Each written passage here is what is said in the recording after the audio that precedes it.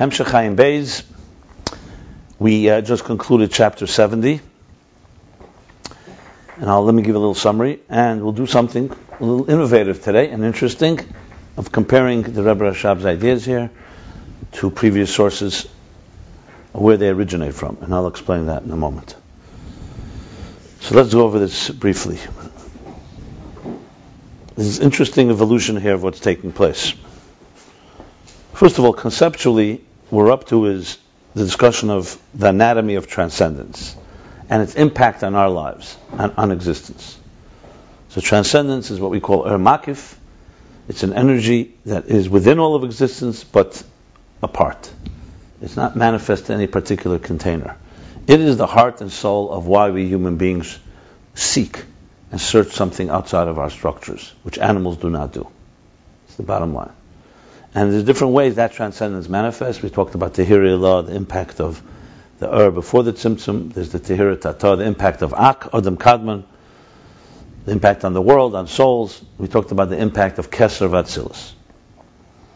And this Rosh Hashanah Maimer, Tafrei Ayin Gimel, the 18th Maimer of the discourse, after summarizing all the first 67 chapters, the Rebbe Rashab continued on in chapter 69 and 70, where we are now, to talk about how this breaks now down into the further Ksarim, the Keser of Bria, the Keser of Yitzira, Asiya.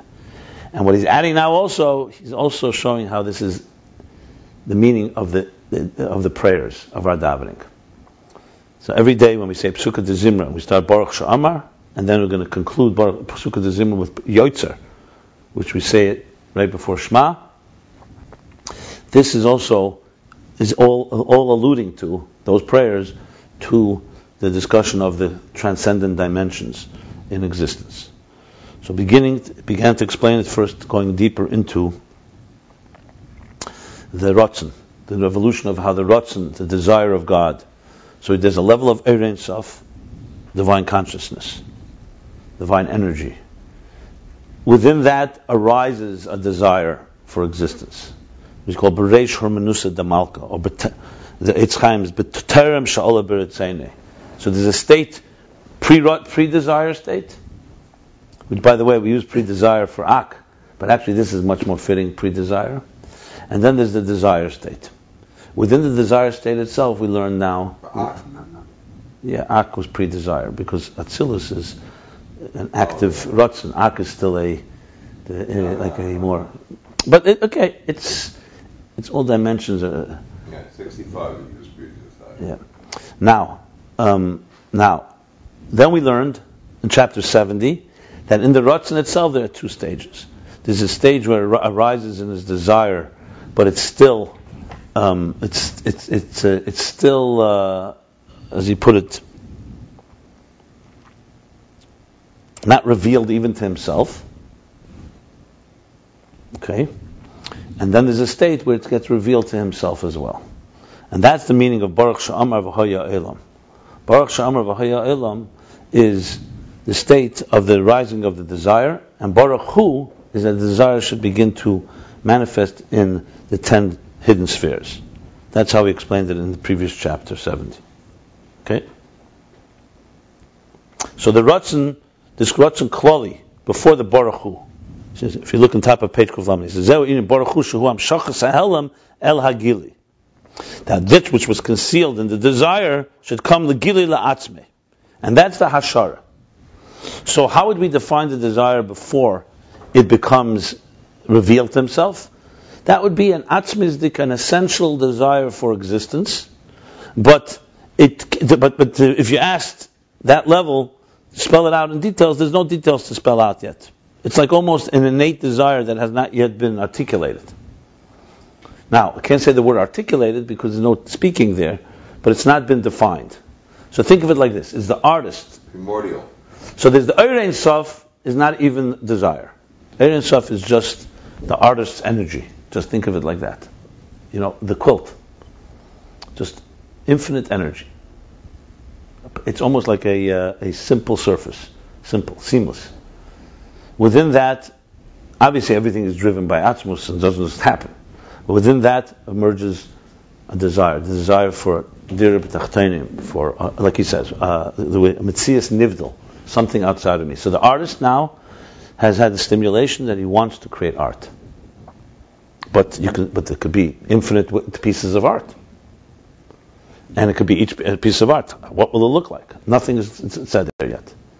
So you can't call it a Gili La'atzmi. The pratim are included in in general context, but you cannot spell them out. So that's the level, as he calls Amira Achaz Belvad. But Baruch Sha'amar, he said, V'hoya Elam, there shall be a world. That's in God's conscience. The artist has said there shall be art. Think of it like that. Then comes the next step, Baruch Hu. We want that to manifest. What's the manifest? The artist says now, okay, the art I'm going to create is going to have 10 spheres in it. Chachma, Bina, Chesed, Gvura. But it's all, remember, all in the artist's vision and so on. That's Shir Atzmei B'Koyach. So now that's a level that it's now become a defined thing. And that is still before the Tzimtzum. So then he continued and spoke 3 more levels. Now after the Tzimtzum. Because now the Tzimtzum is necessary because all that is so apart from existence. It's all within the artist. So the artist has definitely moved closer to the reality of existence, but we can't call it existence. So as he said, I'm just summarizing chapter 70. So he says, these are the words before the parentheses. From this, no existence is coming. It's all an artist envisioning. So he has now a vision of 10 spheres. So even though, as he says, even this envisioning, this estimation of what is going to come, it's ein be'erech hisavas adayin. And the parentheses, the long parentheses was it's ein be'erech, it's infinitely distant from the energy, and definitely from the containers. That was his whole point in this whole long parentheses.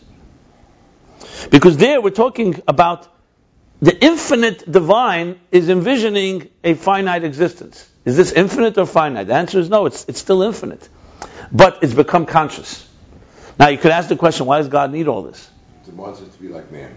Or the other way around. He wants man to be like him. Yeah, so this, in other words, he limited himself, so he didn't even know that statement. He purposely limited himself so he wouldn't know it the previous. Exactly, and the way he knows before he limited is not what we call knowing. That's just, he knows himself, so he knows existence, as we've learned. So if you talk about Atzmus' way of knowing, it's a whole different thing. He knows everything, but you can't say he knows like we know. We keep saying he knows, but not like the knowledge we have. That's not what we're talking about. Okay. So that establishes. So in order, how do we? Where in the davening do we now? Where is that alluded to? We said Baruch Shamar V'Haya Elam. The artist has said, "Let there be a world." Okay. Now the next step is the definition Baruch Hu. So then he says, what are the next levels? That's after Baruch Shamar. He said after Baruch Hu, you say Baruch Omer V'Oisa. He's going through the thing. Baruch Omer V'Oisa is the next step. Now he's not saying anymore Baruch Shamar V'Haya Elam. Now there's the word Oisa. Omer V'Oisa. So he says that's the level of the Amira that's already connected to the speaking that's connected to Nasiya. This is the Ratzon of Ak. Now we're talking post-Tzimtzum. So Baruch Shamar V'Haya Elam and Baruch Hu is pre-Tzimtzum 2 levels. Now begin 3 levels after the Tzimtzum. If you have to sit here, I don't have a problem inside. Right behind you. So Baruch. Okay. Then comes the next level. Baruch Hu is before the Tzimtzum, but outside of Atzmos, so to speak. No, nothing is outside of Atzmos before the Tzimtzum. Everything is B'Atzmusei. The way it would be described is that it has an element of definition within the Etzem. Like the artist envisioning a piece of art, a particular piece of art. No, but before we described Tiuri law, we said that's before the Tzimtzum, but it's outside of Atzmos. This time around, I never said outside of Atzmos. The word is never used outside of Atzmos. Everything for the Tzimtzum is called Kolol B'Atzmusei, actually. Really? Yeah, but you see, your Atzmos is not the Atzmos we're talking about. I don't know what you mean by Atzmos. By you, Atzmos is to me, sounds like some level that you think about as like being back there. Atzmos is not back there, not here. Atzmos is not defined by anything. Okay, There's no such. It's not defined by anything. You can't talk about Atzmos. You call it Atzmos. Chassidus says Kol B'Atzmusei. It's all within the Etzem. It's just not. No, it's only the reason it's not Atzmos is because it's already a state of or state of Ratzon. But think of it. You could think like a human being. I just told you an artist. There's an artist. There's his energy. and then there's his general desire to create art, and then there's specific desire to create. It's all within the artist. Okay. Got it. That's the point. It's within the entity that is the source. Nothing is coming from that Okay. until there's another step. Okay. Now, could something come? Of course. God, all he has to do is, I want a world. Pop, a world exists. But we're talking dissecting how that's happening. Well, this is not happening in time. It's happening instantaneously and all the time. Okay. So, remember I spoke to you, all this is happening all the time. It all comes down to how refined you are in which part of the pipe you want to discuss. You see what I'm saying? Now, so then comes level. So 2 levels before the Tzimtzum is Baruch Shamar v'Haya Olam, Baruch Hu. Got that, right? Now comes the next one. Baruch Eimer v'Eisa, this is Ak. This is already Eisa. Good. Then comes, I'm reading literally the summary at the bottom of page 131.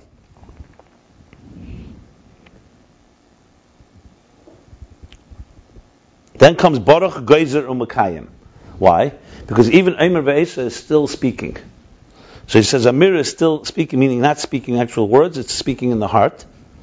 So he says it's like a king who makes a decree, but it's still in his heart. He hasn't declared it. So it doesn't have that intensity. Are you following or not following? It's very simple. Go to the exact line. I said already to you. Baruch Sha'amar v'Haya Elam Baruch Hu. Baruch Eimer v'Eisa. Now we're up to Baruch Geizer and Mekayim. I understand, but what, Just look at the lines, 4 lines, 5 lines from the bottom. Now, this Baruch Geizer Mekayim brings it now into the world of Yetzirah de Klolos. Yetzirah. So now it's moved from Ak into Akudim. Okay. So now we already have the beginning of a Keli, a real container. It's only one container, but it's a container. Where in Ak it's still Oyer, relatively speaking. So this is like Geizer Mekayim. And that is already immediately is a decree that affects. Okay. And he says this is similar to what we said before, that remember Ak is only a Heskim, is only a determination that the thing is right, but it's not yet an act of Ratzon. Now it's become through Geizer Mekayim an act of Ratzon. The first step is Akudim. I'm on top of page Kuf Lamed Beis now. Okay. And then we move to the 5th step, meaning Baruch Shamar v'Haya Olam Baruch Hu is 2. Baruch Eimer v'Eisa is the first step after the Tzimtzum, so that's 3. Baruch Geizer Mekayim is step 4, which is Akudim. And now comes Baruch Eisa Bereshis. So Eisa Bereshis is Bria is Baruch Eimer v'Eisa. Bria de Klolos is Eimer v'Eisa. He said that Ak. Oh, that's called Bria. Klolos. Then comes Baruch Eisa Bereshis. This is Asiyah de Klolos. Now you're talking the world of Atzilus, where you have the full-blown containers, their substance. This is the level of Chochmah. This is the beginning of Atzilus Reishis. That's why Eisa Bereshis interprets it 2 ways. One is that everything that even Chochmah is also created. That means also Reishis, meaning Eisa Bereshis, he creates Bereshis, a Chochmah. And also Chochmah is the tool which creates the rest of existence, because God created with Chochmah existence. So there we have it. We have 2 levels before the Tzimtzum, Baruch Sha'amar v'Haya Olam. We have Baruch Hu, which is a manifest 10 hidden spheres. A Shir Atzmei, he now defines what he wants. Then comes Ak, Baruch Geizer Mekayim. Akudim, you could say is the level of Baruch Geizer. I'm sorry. What would I say? Baruch Eimer v'Eisa is Ak. Baruch Geizer Mekayim is Akudim. And then Baruch Eisa Bereshis is Atzilus, which really includes all Atzilus, Bri, Yitzir, and Asiyah of the detail, of the microcosmic. So there you have the whole structure right there. That's the summary of chapter 70. Any questions? Yeah. Klolos means, what are your questions? when the Klolos, when you say Atzilus to Klolos, that means... Before the Tzimtzum. Oh, that's... Are we allowed to spend about an hour on this pasuk here to contemplate every morning when we daven? Allowed? if you don't do it, it would be an insult to the... You've got the whole creation. If you don't do it, yeah, I said you could daven the whole davening, just Baruch Shamar. Now, if you don't do it, it's going to be an insult to the Rebbe Rashab. What'd you learn it for? What's the difference between Akudim? Let's put it this way. After learning this and davening with this, trust me, your day will be forever different. Go ahead. What did you say about Akudim again? What's the difference between Akudim and Ak? Ak has no kelim yet. Ak is still, as he said, we spoke earlier, is just determination, is the desire for the desire. Has Heskim. Remember we spoke about Heskim? Which is like he decides that it's the right thing, but it's not yet actualized. So, like he said, Ak doesn't yet have containers. Akudim, everything is Ratzon. We're all talking about everything is Ratzon here. Yeah. The question Ratzon for what? The major change. Everyone's a major change. I think the biggest major change is after this. I mean, wherever you go, every step is major. Nakudim is Nakudim is included in Akudim here. It's not relevant. It's not. Akudim is, so has Keli, you're saying? One Keli. 10 Oris and 1 Keli. That's the word Akudim. Yeah. Okay. Good. Any other questions? Good. Now, what I was going to do, because these are the... Before continuing on, I thought it would be appropriate to discuss where is this coming from. So I want to begin like this. I refer you to page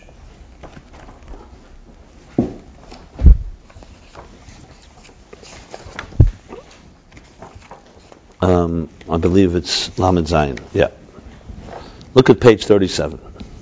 This is chapter 23.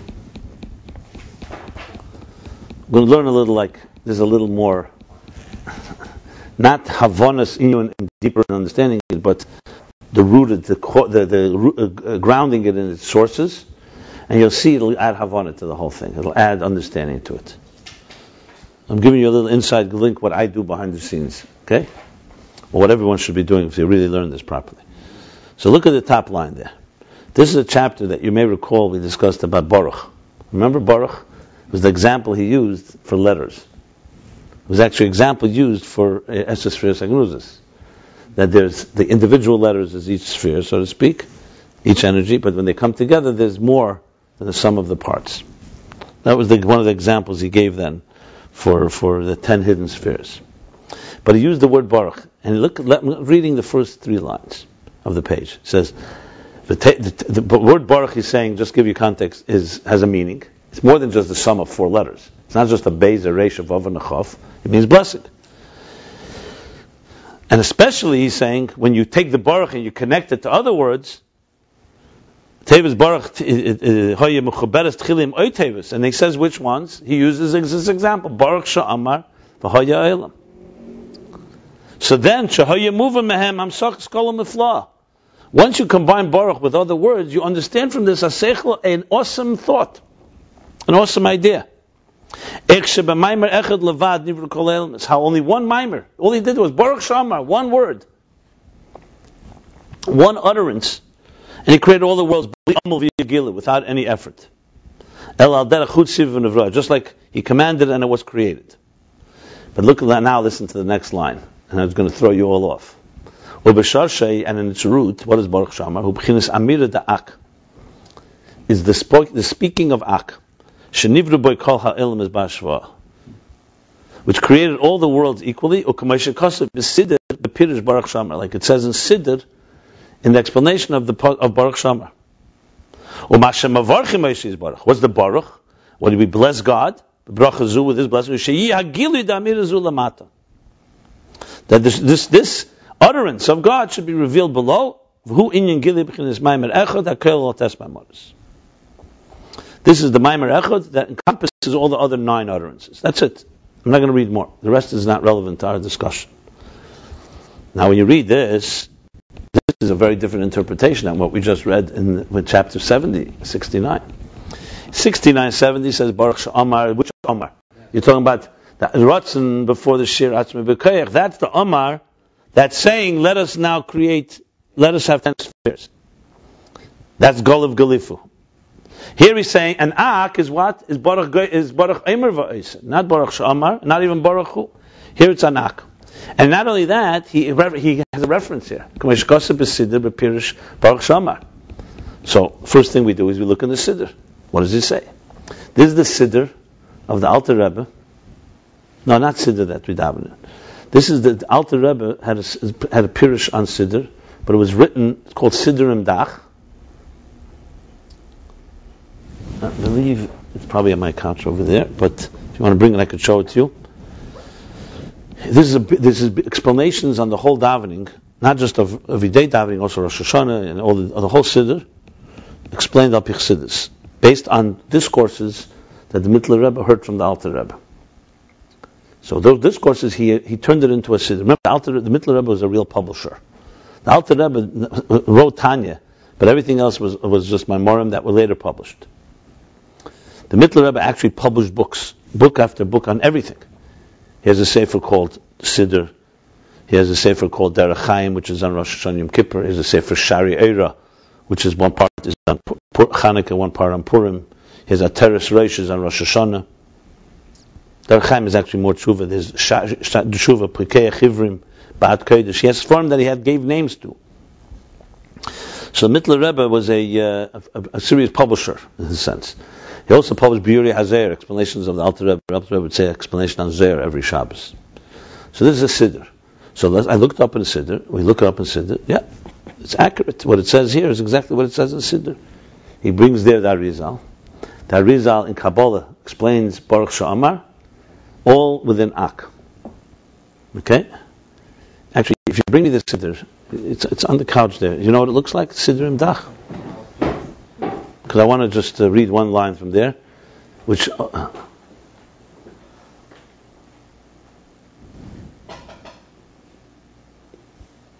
right. Thank you. Okay.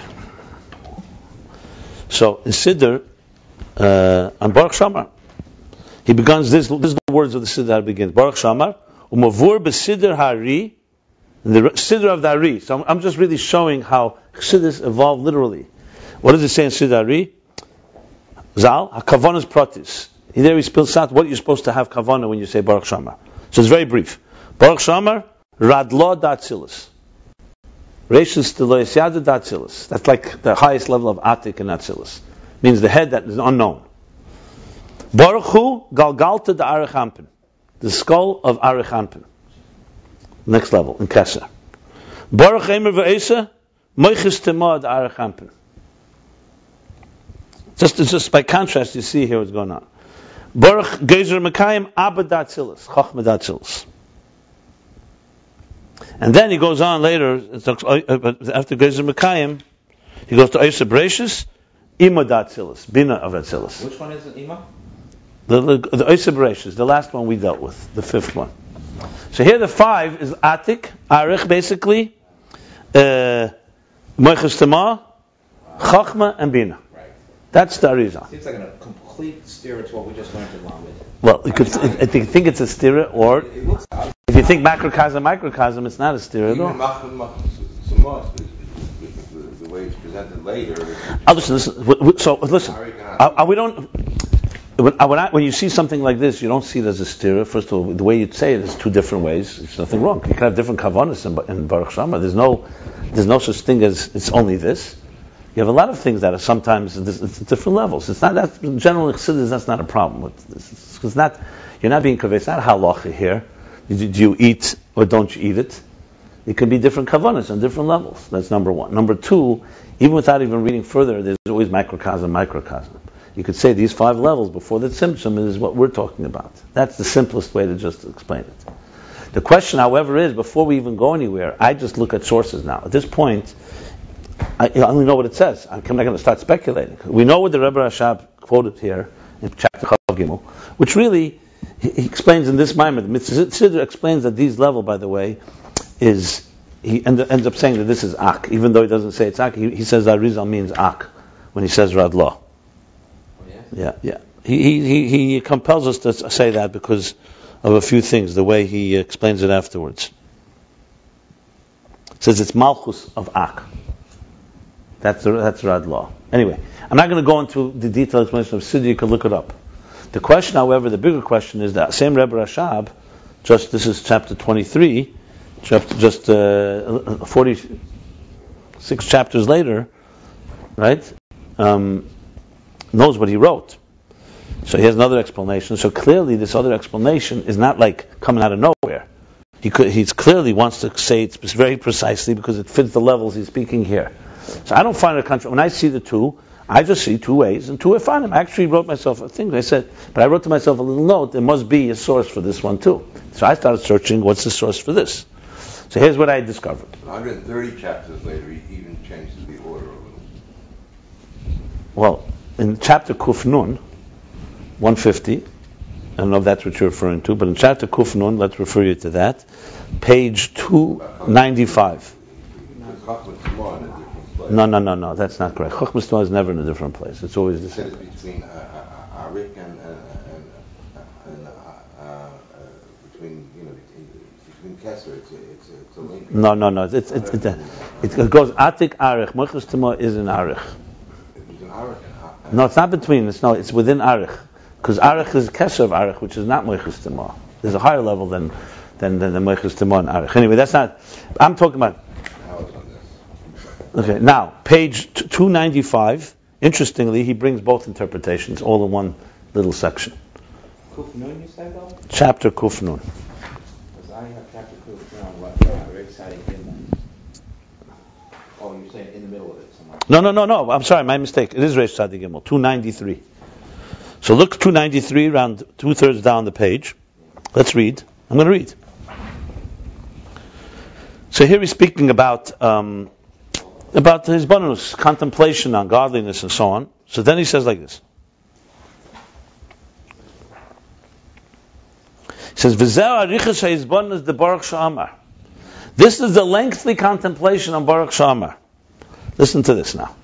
The Boruch Sha'amar v'hoya elam u'bchinis amira da'ak. This is like chapter 23. U'lamayla yeser, and higher, Boruch Sha'amar koyal malchus de'ein sof. Right there, you have them both. So basically, right here, he says clearly, there's one level, it's down, it's Malchus of Ak, speaking, or Ma'ak, and higher, as he speaks in chapter 69 and 70, he's talking about Malchus of Ein Sof, which is the end of the Esser spheres, hidden spheres, for there to be Ak, Chinas Adam Debriya de Klolos. And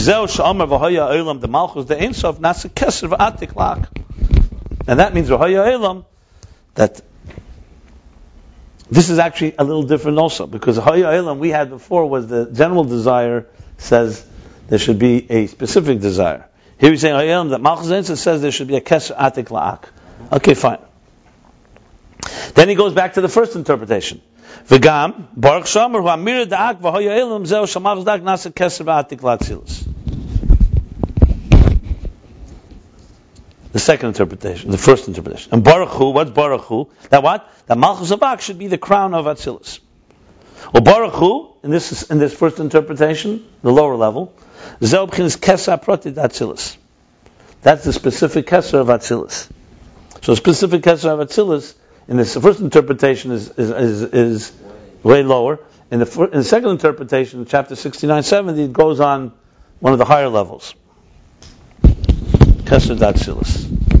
So according to the Boruch, so then Amir Da'ak is Amir Da'ak Baruch Hu. Yeah. So Baruch Shema is like a mamutza on every different level. Correct. 1 second. Then he continues. Okay, then he goes on, that's it. That's all I'm going to stop here. What we know from this is clearly two different interpretations. So I went even further. Where does it come from? The Siddur clearly is the source for interpretation one, that it's Ak, the Siddur of Mittler Rebbe. So I began to look at the Maimorim of the Alter Rebbe themselves. I went all the way. I want to see the Alter Rebbe, where he began. So we have the Alter Rebbe's Maimorim. The Alter Rebbe was written by a Maimorim. The Rebbe had 5 different manichim, generally speaking. 5 different people wrote down the Alter Rebbe's words. There was the Mittler Rebbe. There was the Mariel, Yehuda Leib, the Alter Rebbe's brother. There was Rab Moshe, another son of the Mittler Rebbe. There was Rab Pinchas Reizes, a big chassid of the Mittler Rebbe, of the Alter Rebbe. The one that we told the story that when the Alter Rebbe would roll on the floor, he would bend down. And we have the Tzemach Tzedek.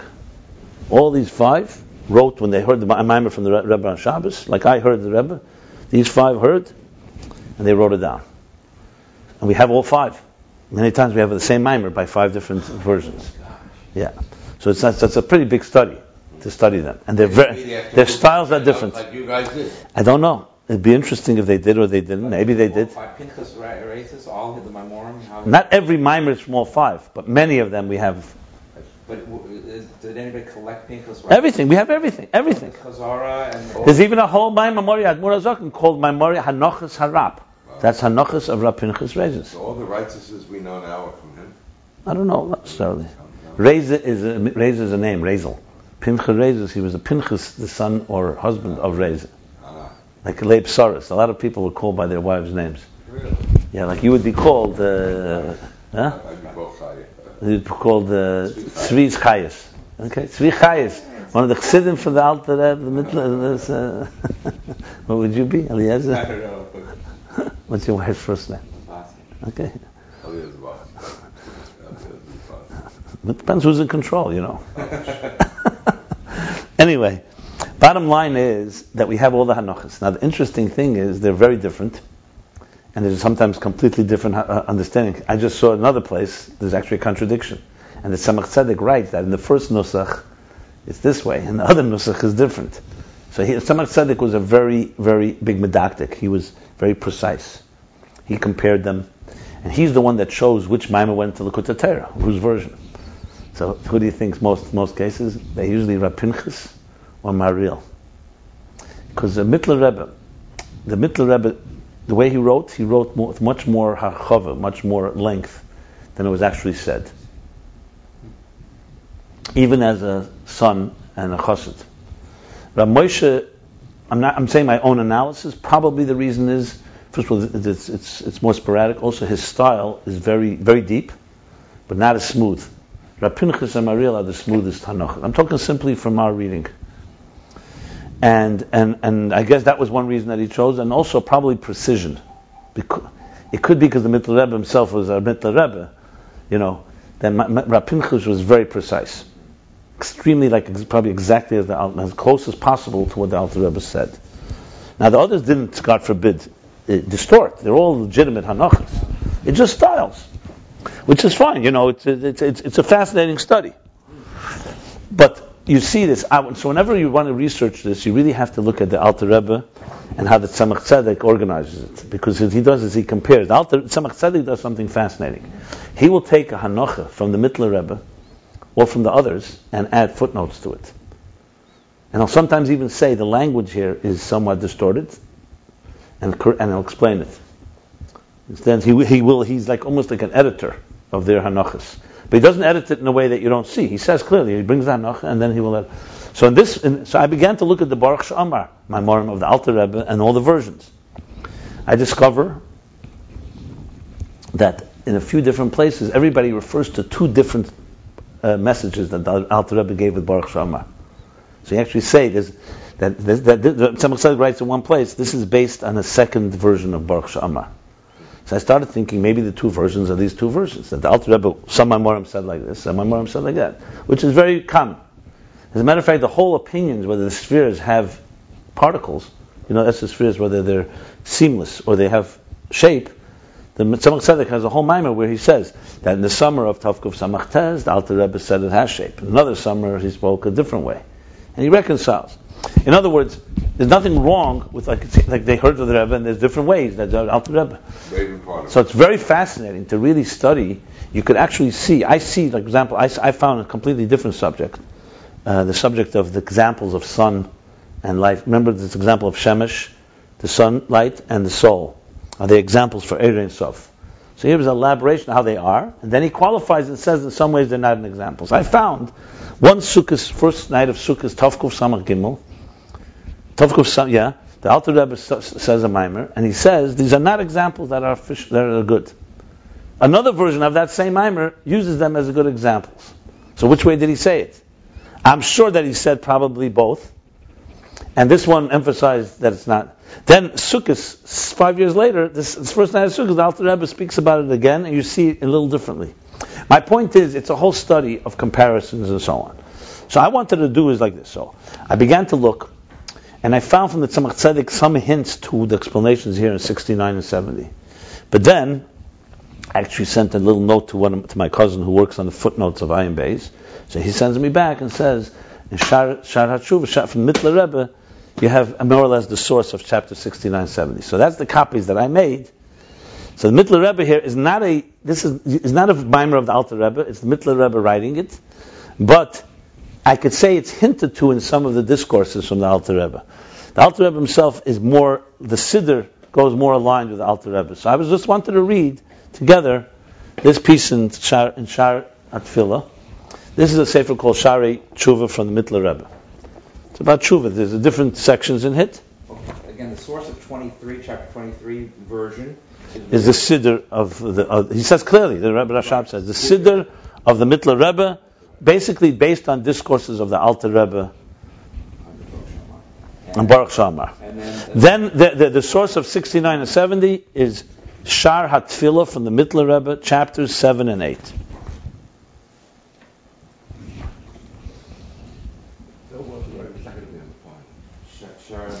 It will be. This will be 7 and 8. Right. Now, I still need to do research more. Where did this Mittler Rebbe, where can you trace this to the Alter Rebbe? I found some places, but I haven't found it yet, but there's no question that it's fully developed here. And what's fascinating is when you learn the Alter Rebbe, and you learn the Mittler Rebbe, and then you learn the Rebbe Rashab, you see each one's major contribution. Like the Mittler Rebbe, you'll see, he definitely is machadish this whole thing before the Tzimtzum. But when you read it alone, it's very unclear. We're going to learn it. And the Rebbe Rashab makes it very organized. Like the levels I just described, that before there's the Erein Sof, Rotzen, the next level of Rotzen, and so on. Is the Mittler Rebbe. It's all there. But so that's why I wanted to read this, and I think it's a very fascinating study, and you can just to compare. So just to be clear, though, for me, Mittler Rebbe is the source for both of them. One is in the Siddur, his Teshuvah Shaar, which is chapter 23. Which is the Alter Rebbe, really. This Alter Rebbe is my Morim Baruch Shamar, and one is Shaar haTefilah, which is you don't find exactly in the Alter Rebbe. It's more like the Mittler Rebbe would be the source. Alter Rebbe's, the one in the Siddur is Alter Rebbe, based on the Alter Rebbe, Mimer. It's in several places. Baruch Shamar. Okay. So let's learn now Shaar haTefilah. We'll have the page. I'm going to learn from chapter 7, which is the second column. The truth is, did I only make one page? Yeah. Really? Yes, Zion Test. Okay, I should have made the second page too. I'm probably not going to get there anyway, but let's see. Okay, so he goes like this. I'm going to read quickly, and you'll see how he goes here, okay? He's speaking about davening, the power of davening and so on. This is a Shaar haTefilah. Just for the record, right? The Alter Rebbe is compared to Chachma, the Mittler Rebbe is compared to Bina, which you see clearly. The Alter Rebbe is in Chachma much shorter, Mittler Rebbe Bina. Interestingly, the Mittler Rebbe gave the names to many of his Sfarim the word Shaar, gate, because there's Nun Shaarei Bina. There's 50 gates of Bina. So you have Shaar haTefilah, the gate of Tefillah. You have Shaarei Teshuvah. You have Shaar haTefilah. He uses the word gate. So just for the record. So I'm going to. I'll jump. I don't have to read from the beginning of the chapter. Basically, he's saying that he's going to explain this in another way. So I'm moving on to.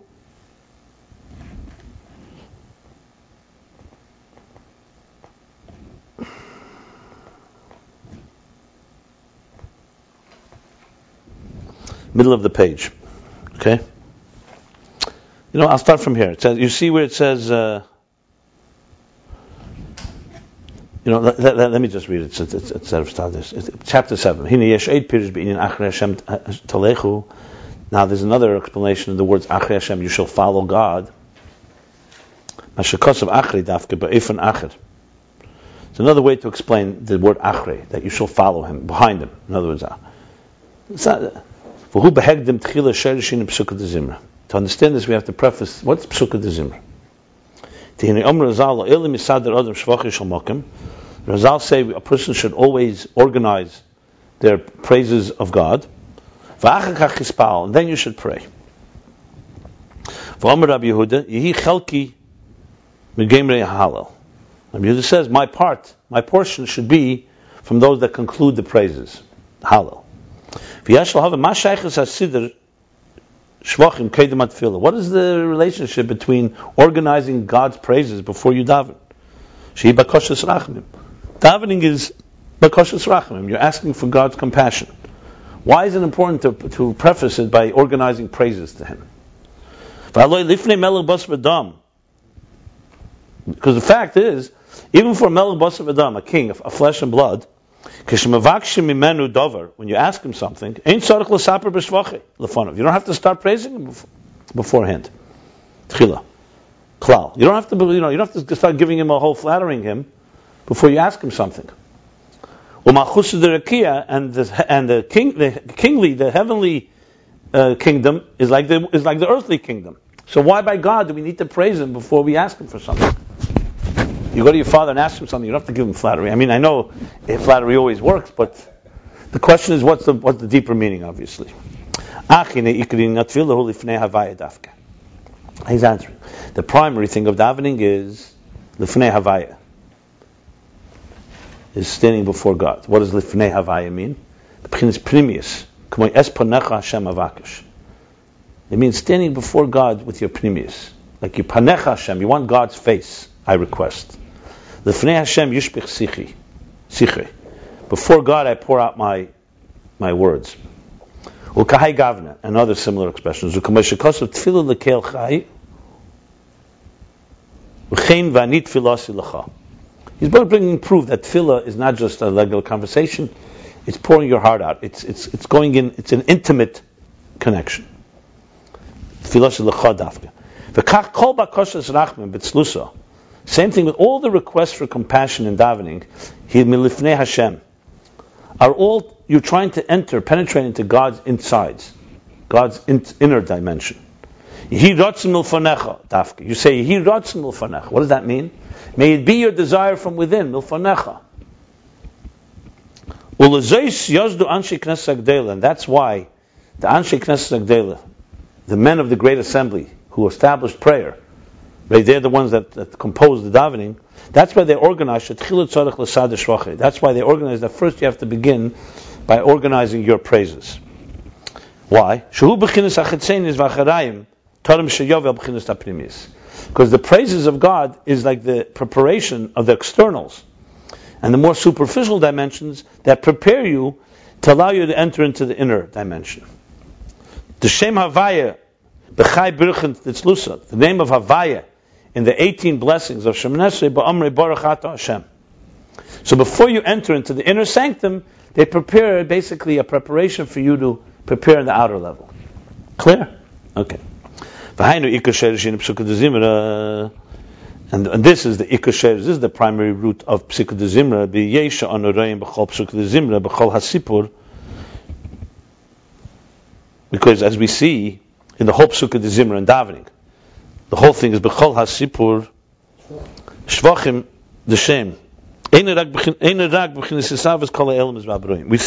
the whole Psikut Zimra is concerned with is the praising of God all around how He created the world. Created the world, Vabrim and all the creatures. It just comes from God's name. Only through speaking or saying. Now he starts. Okay, now he starts the explanation of Baruch Shamar. Okay? So what does he say? Like this. Listen to this. I mean, just interesting also, you see here, this background, he gave a little background to Psukah de Zimra that Rabbi Rashab doesn't spell out. But then he says like this, okay. Ukamoi, Bovad, Kamoi Baruch Shamar v'hoya. Shamar. V'kach kol mezmerim da halaluka. Eina medaber rak beprote hanevroim habruim. Same with all the mezmerim, all the songs of Hallelujah that we say later in all the Hallelujahs in Psukah de Zimra. They don't speak about anything but the details of the creatures. Ukamoi ba'ashrei, v'tehillah l'David, aramimcha alikei hamelech, b'chinis malchus levad, v'avorcha shimcha, I'll bless your name, b'chinis shimcha levad, only your name. In other words, everything is talking about the godliness is related to existence. You're not transcendence, to existence. V'gam b'yetzer b'sipur shamalochim meshabchim afayim meshem hamelech.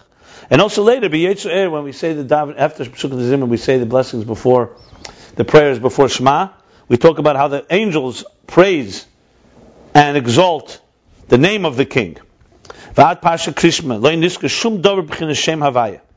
Until Shema, Havaya is not mentioned at all. Shem Havaya Atzme. Rak b'chinas Shem Havaya shu rak b'chinas Hispashtus Ma'atzme Shem Havaya. It only talks about Havaya as it manifests, as it spreads out in existence. Like an example of the name of a person, which is external to him.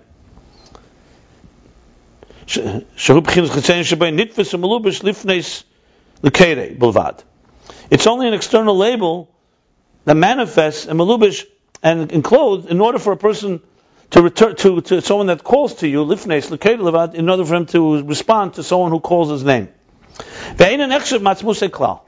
You don't count the name as being part of your essence. He's not talking here about the part when you call a name and it wakes somebody up. He's talking generally speaking, it's a label.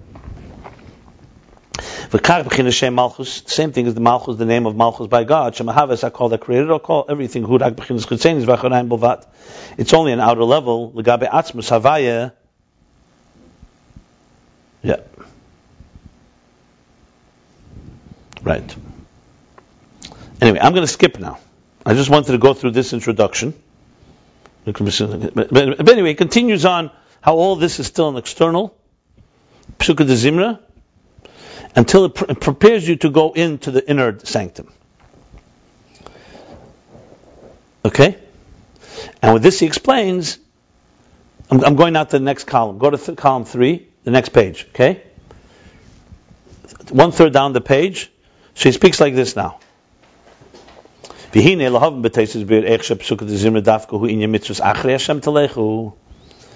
understand better how Pesukah Zimra specifically is the mitzvah of Achrei. Because remember, Achrei means the Acharaim, the outer dimension.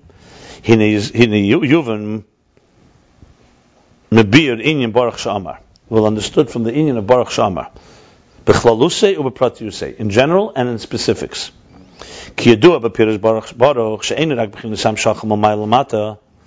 As is known, the Pirush of the meaning Baruch blessing, that it's not just a transmission that comes from above downward. Sorry. It's not just transmission, it's Hudak Inyan, it's only the Inyan of Gili HaHelam Shala Atzmis B'chlal, or B'frat B'chinas HaGili Hazeh Hutzlach Lovi Al De B'chinas Tzimtzum. 1 second, let me read this again. It's the revelation of the Atzmus in general, and specifically Ubefrat, Ubchinas Hagili Hazeh, and this revelation, Hutzlach Love Ade Bchinas Tzimtzum. This revelation has to come through a Tzimtzum, Helam Ha'atzmus Dafka, that conceals on the essence. Kiyadua, as it's known, Al Kei Mamela Muva Shuhu Nikra Bchinas Acharayim V'Chitzen Shala Atzmus. Therefore, it's understood that it's called the outer dimensions of Atzmus. V'Hainu Halich Achrei Hashem. That's the meaning to follow the back of God. That means that it's about the meditation, the contemplation, how the essence of the divine conceals himself in order to come from the concealed state to a revealed state, for the cosmic order of Atzilus B'Yitzir in general and in detail. So you hear what he's saying? Basically, before we enter into the divine essence, we need to contemplate, and that's Baruch Sha'amar, how that essence came to existence, how it brought things into existence. First we'll explain it in general. What we say in Baruch Sha'amar, the Baruch Zeh, this Baruch is referring to the transmission from the concealment within the essence in order for it to be expressed, Amira, within the essence. This speaking, it's not appropriate and not fitting to say it's an actual words and an actual utterance. The 10 spheres have not yet been emanated. I'm sorry. And the level of din, which is already a specific expression, is Malchus Atzilus, and all this is not there yet.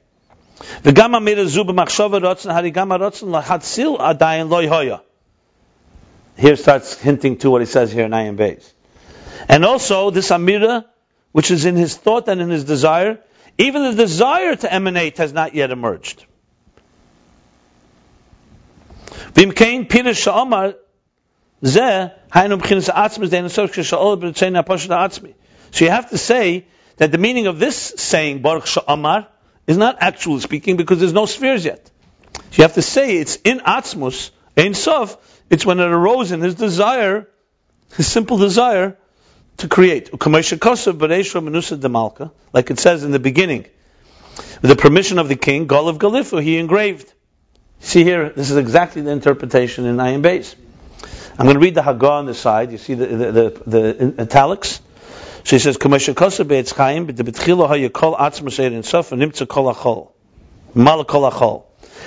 Chaim, he says, the whole infinite light filled the entire space. Empty space. And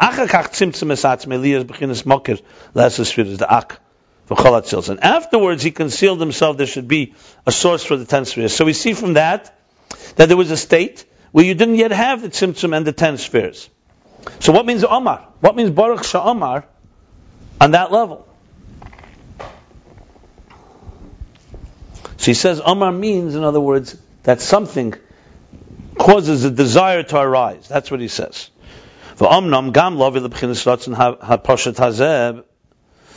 However, also to arrive to this simple desire, from the concealed dimension of Atzmus, that's higher even than the simple desire, needs to have some type of tzimtzum in the etzem, in order to come to be revealed from the concealment.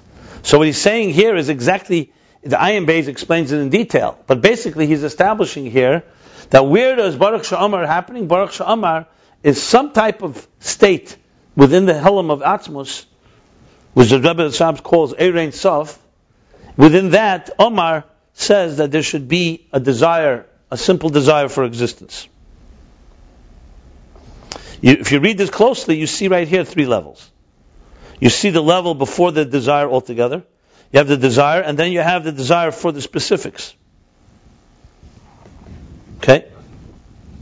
So Baruch Sha'amar is the Baruch that brings out this first desire, and so on. Are you following? Okay, I'm not done.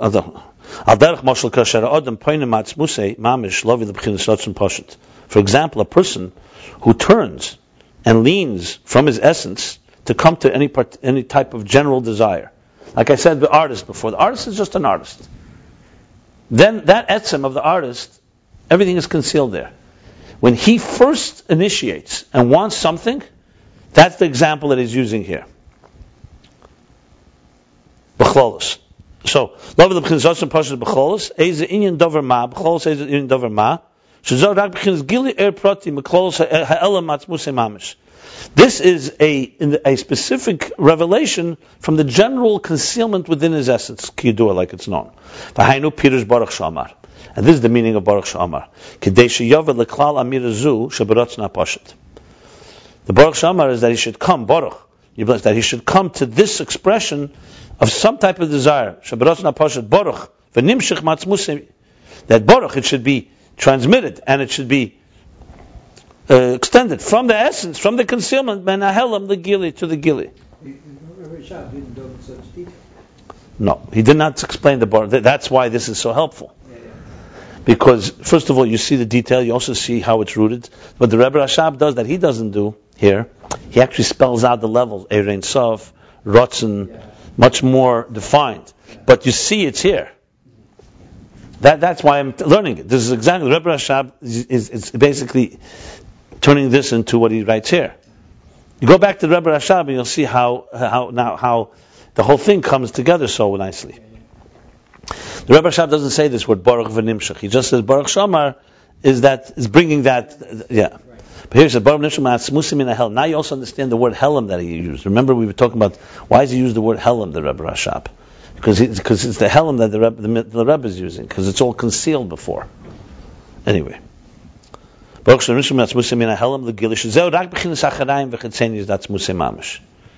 even this is only the acharayim, because it's what the infinite light contains is far, far more than this desire. That's a funny way to put it, though. Like, maybe it's almost like you'd say external ratzon. He doesn't say that, however. It's compared to Atzmus. There's no external ratzon. It's compared to Atzmus, it's Acharayim, because Atzmus is so much more. That's the point. Compared to the artist, this one piece of art is like he said before, it's only a shame. It's the lowest of levels. And revelation, not that the purpose is high, but the revelation of it, because it's a defined entity. Because that's what the whole thing was explaining, why we begin Psukkah de Zimra before we get to Shema, to Havaya. In order to get to Havaya, you have to have his bonus, how God, the Etzem, concealed himself to create. And that then you can go back into the premius of the Etzem. In Ayin Beis, he doesn't really talk about that. In Ayin Beis, he's just talking about the level, because in Ayin Beis he's talking Lifnei Tzimtzum. His whole point is to understand the impact of transcendence. That's not the point of Shaarei haTefilah. Here he's not talking about the impact of transcendence. Here's the contrary. He's actually talking about it's a lower state in order to come to a higher state. But that's not a contradiction, it's just different contexts. What do you mean there's no Havaya? Only Havaya is connected to creation. The Havaya of Shema Yisrael, Hashem Elokeinu Hashem Echad. What about the Jewish Havaya? I just said, he said Havayas that are connected to existence, to Other Havayas aren't. the higher. Shema Yisrael, Hashem Elokeinu Hashem Echad doesn't talk about existence. Only. Yeah. He really fills it out. This is something. That's why I wanted to do it, because this is exactly where we are. I'm just saying the full context is not, Ayin Beis has a different goal here. Ayin Beis is talking about the levels of transcendence, how they impact us. And Boruch Shammah reflects those levels. Because that's really, the Mittler Rebbe is talking about how to prepare to daven, and how this is a Shaar haTefilah. So he's basically saying that you're coming from this level. He said, what's Baruch Shammah? In order to understand how to get to the Pims, you have to understand the whole process. When the Rebbe talks about transcendence, he doesn't use these. No, in other places. Here it's just a particular theme that he's addressing here. When he does talk about transcendence, does he use the same idea for Shema? It's all chassidus. It's all the same chassidus. Yeah, but I mean, the same ideas like the Rebbe Rashab. No, the same thing. What do you mean? How do in Baruch Shammah? What is that? He doesn't discuss it here. I have to look elsewhere. What we're saying? I'm sorry? That's why when he does explain transcendence, does he also use Baruch Shema? I don't know. I'm not sure. The sources of that, of the Mittler Rebbe on that, not necessarily. The Rebbe Rashab is the one that organizes it much more than, the Rebbe Rashab, Ayin Beis is a far bigger work. These are, he uses pieces from the Mittler Rebbe here and there. You can see how the Rebbe Rashab is using something for building his case. And then Siddur is also prepared to say... Which Siddur? We didn't get there. We're talking now, it's a different source. It's not the source for this. The Alter Rebbe says is a source for chapter 23, not for chapter 69. This is the source for 69-70. We're not talking 23 now. Yeah. Let's first learn this, and then you want to reconcile that with that? There's some hints there, but it's not. I wouldn't mix the two. Okay. So bottom line, he's saying, Umma Hoya Amirazu, and what was said? Okay, we just established that there's a state of the hidden concealed within the essence, which is higher than the spheres. It's even higher than desire. That needs to be turned into a desire. That's Baruch Sha'amar. Now he's saying, what? That's Baruch, blessed. I want to be mamshik from the etzem ha'er into a desire. Ma'ho yamirazu, sheyi inyan nivdil matzmuseh. Nivdil matzmuseh. The amira is v'hoya elam. That there should be something separate from the etzem, which just shows you that it's moving away from the etzem. In nivdil matzmuseh. V'hu sheyi ha'elam. So that's Baruch Sha'amar v'hoya elam. Now you also see the words nivdil matzmuseh from Ayin Beis. All coming from it's all rooted in the Mittler Rebbe's words. Not only that, you're going to soon see the two interpretations in V'hoya. Remember, I told you that it was clear to me that there was from somewhere else. The two parentheses are two explanations in Shaar haTefilah, basically. His language is exactly that. So what's that mirror V'hoya elam? Something nivdal, something separate from that. Isn't this fascinating? Yes, it's quite fascinating. Yeah. Shi elam b'chal v'zeu V'hoya ha'elam. And that's the meaning of V'hoya ha'elam. What is the meaning of V'hoya ha'elam? Now, I want to add the Haggah. There's a footnote here, a gloss. Hainu mashakasav golav galifu b'tihri elah. V'hoya ha'elam means that this is what it means, Gol of Galufa, that he engraved into Hirei law, Pirush, Mashashir ba'atzme b'koyach masha'asid li is b'peil. So literally what the Rebbe Rashab is saying is based on the Mittler Rebbe's Ziragah, that this is the level, that which engraved within him, which he envisions, what will come out later. Because he's not talking about Haya Elam, actual world. You see here clearly he's not talking about, he's talking about the actual envisioning of the world. It's not Baruch Hu. It's Baruch Shema Koyah. No, he didn't say yet. We didn't get there yet. He's just saying now, we didn't get to Baruch Hu yet. Okay. We're getting now into that there should come into a desire that's Gol of Galifu. Let's see, we'll soon see. Baruch Hu, he explains Baruch Hu. Is after the word ha'olam there? The word Vahaya, you see, has a two that looks like a quotation. That's where it goes. So what's Vahaya? Yeah. Masha Asid. That's the word Asid. Vahaya Lashon Asid. Shir Asmei B'Koyach Masha Asid Liyaz B'Payel. You see the precision here. Acharat Tzimtzum. V'hu B'chinas Klal. And that's still at the level of Klal. You'll soon see, he's going to speak then, next chapter, this is chapter 69. Chapter 70 begins. The Amira is only B'chlal. But to get it from there into Pratim of the 10 hidden spheres, that's Baruch Hu. So he says it exactly the same way. Right now this is not Baruch Hu yet. This is still chapter 69. He didn't talk about Baruch Hu yet. He's talking about getting it into a desire, which is the goal of Galifu Tirei law. That's a general desire. We're not talking now any specifics. No, that's on chapter 70. That's 69. He already mentioned goal of Galifu 2. It's still in a more general way. Is that the same like he's doing here?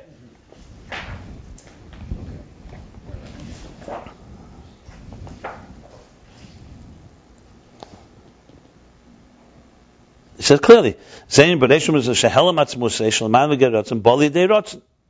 he says clearly, it's exactly like here. You'll read the next chapter, you'll see it's consistent. You read already chapter 70, but before chapter 70 you already have that this is a level of Gol of Galifu. He says it clearly.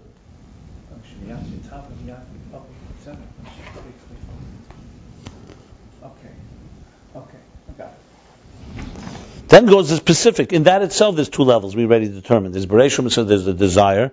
Then there's the desire where it breaks into 10, the details of the 10 spheres.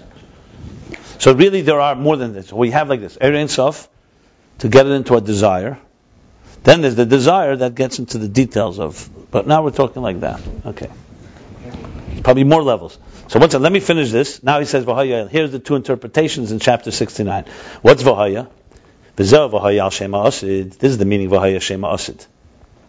This is exactly the language. Look in chapter 69. I'm going to show you now. He's literally quoting it from there. Yeah. Let's go on page 129. Let's do a comparison, okay?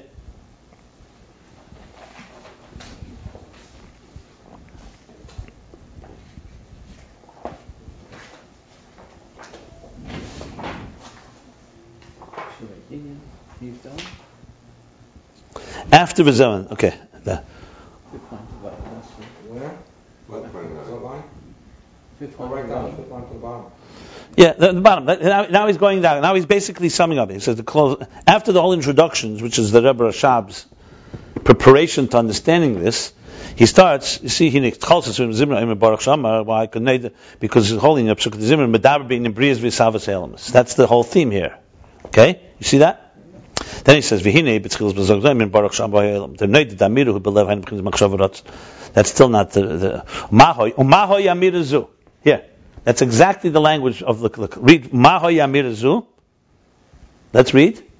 He's literally quoting the language. Mahoy Amirazu, you see it? Yeah. Sheyiya Inyan Nivdal Matzmuse. For who Sheyiya Elam. It's literally the language of Shaarei Teshuvah here. That's the Hulu. He doesn't bring the whole thing. Very interesting. No, he does. The Hulu is Bichlal, right. And then he continues. This is the continuing with the Rebbe Rashab. This is continuing. So it says here, Hashem Asid. Shebavadi Asid Liyas. See, he says that. Shebavadi Asid, for sure it's going to come. Ki hu ahu amar ba'atzmei. V'lo yaseh. Because like we said, he says it himself, V'lo yaseh, lovei. L'gili gomer. Lo yaseh, lovei l'gili gomer. He's literally, I'm reading both of them exact the same language. Okay. Now the Yesh Leimer is the Rebbe Rashab explaining that first interpretation. Then goes what? Now comes next. Oi! Finish the parentheses, and you'll see the continuation of the Shaar haTefilah. Why does he have the hulos? Why don't you just first see the language? Okay. Rebbe Rashab adds hulus everywhere. It's his style to write hulus. Now you see the oi? Yeah. After the parentheses, what does he say? Oi. Hoy miyad nisava, that immediately nisava. Miyad she'ola b'rtzeine ha'poshet. Golav galifu. And that's it. Very nice. Okay. So basically, You used to do this in I do this hours. There's all kinds of. This is just one example. I could show you many of these. There's literally right here. You see this little piece is literally the language here. And when you read it, you see the whole thing is a different way of learning it. You getting it over there? Yes. This will be on the final. So now we're talking. Open book test, though. There's a lot of good open book. he's looking for it. Okay. So that explains that. Now, the next chapter in Shaarei Teshuvah. I'm going back to the Shaar haTefilah. That last line. That line he doesn't quote in Ayin Beis. Okay, but what is the... So the Lahavi b'Poel, it should come out b'Poel, she'yihu b'chinas hakav v'chut. The chut, the kav v'chut, which is the kav v'chut, mokr kol ha'ishtalshus ha'biyak yedua. Yeah, because remember, the Rebbe Rashab is taking what he wants to take from it. He doesn't bring every word. In general, the Rebbe said, Yud Tov Shlam Zayin, that we don't know why, but the Rebbe Rashab has chulus everywhere. He adds chulus everywhere. It's his style. The Rebbe said, Mittel Rebbe Vidal. Mittel Rebbe has Vidal everywhere. Vidal. And when the Friedrich Rebbe would quote by Morin from the Rebbe Rashab, he would literally just cross out the chulus. There's entire sections, all he did was crossing out the chulus. Yeah. So the Rebbe Rashab, look, and take 5 lines and tell me how many chulus you find. Every 5 lines you'll find 1 or 2 chulus. It's constant. The Rebbe spoke about it, he didn't explain why, he just said, Yud Tov Shlam. I remember, he said that's his style, he writes chulu. Vidal Mavin, Vidal is the Mittler Rebbe. You'll see by the Mittler Rebbe, Vidal, very often at the end of chapters, Vidal. Look on top of the column 2. On page 50 in the page, the copy, Dal. Always, you'll see Vidals, many Vidals. Now look at, okay, you don't have the other pages. Daila Maven, enough for those that understand. It's enough said for those that understand. Maven, Bina. Mittler Rebbe's Bina. Learning a lot of new things here today, huh? It's pretty heavy stuff.